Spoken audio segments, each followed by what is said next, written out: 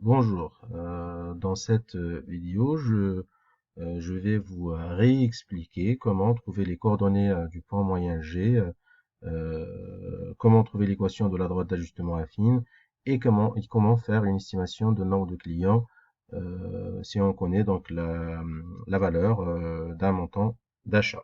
Je prends comme exemple donc l'évaluation faite aujourd'hui 1er octobre 2020. Donc là, on s'intéresse au nombre de clients durant la journée en fonction du montant des achats. Donc, première étape, on va saisir les valeurs sur notre calculatrice.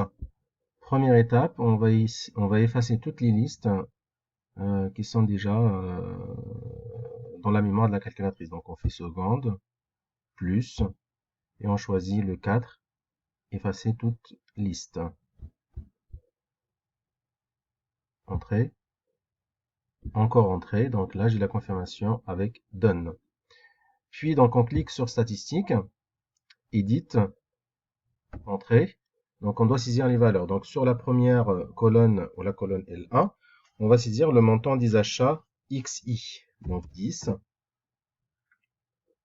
15 euros, 20 euros, 30 euros, 50, 100 et 150.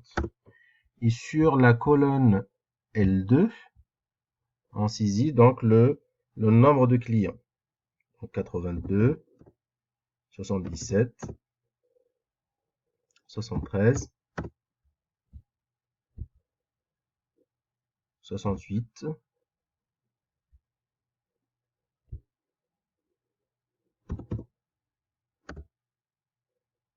56, 41 et 33.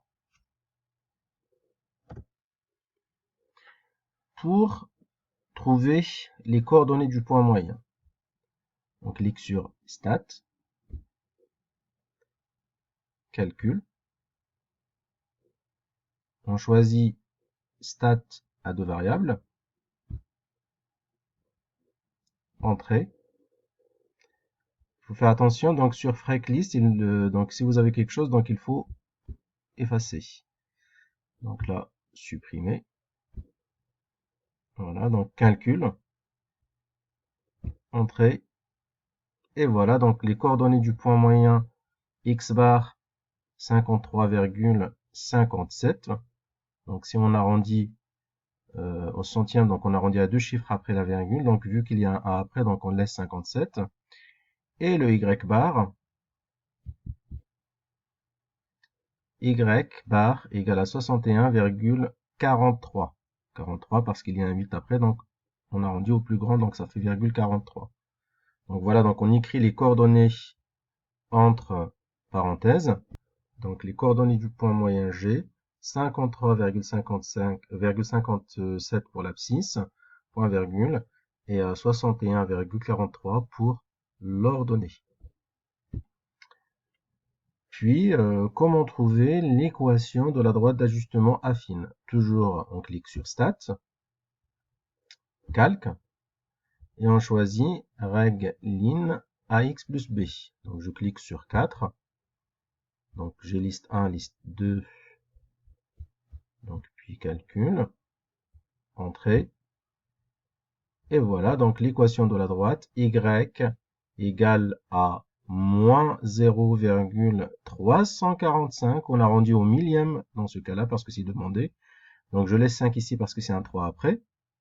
Donc moins 0,345x plus 79,930.